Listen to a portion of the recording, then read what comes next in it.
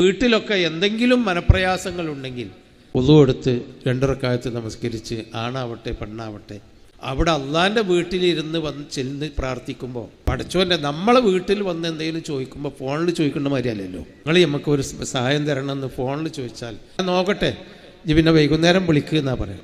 പടച്ചോൻ നമ്മളെ വീട്ടിൽ വന്ന് നമ്മളെ കാര്യങ്ങളൊക്കെ ഒന്ന് പറഞ്ഞ് എന്നിട്ട് നമ്മളോട് ചോദിക്കുമ്പോൾ അതിൻ്റേതായ പ്രത്യേകത അള്ളാഹു നൽകും. അതാണ് പള്ളി. ഫി ബുയൂത്തിൻ അതിനല്ലാഹു അൻ തുർഫഅ വയുദ്കറ ഫീ അസ്മു യുസബ്ബിഹു ലഹു ഫീഹാ ബിൽ ഗുദുവി വൽ അസാൽ. ചില വീടുകൾ അതിനല്ലാഹു അൻ തുർഫഅ അല്ലാഹു തആല അത് ഉയർത്താൻ കൽപ്പിച്ചിട്ടുണ്ട്. അതെങ്ങനെ?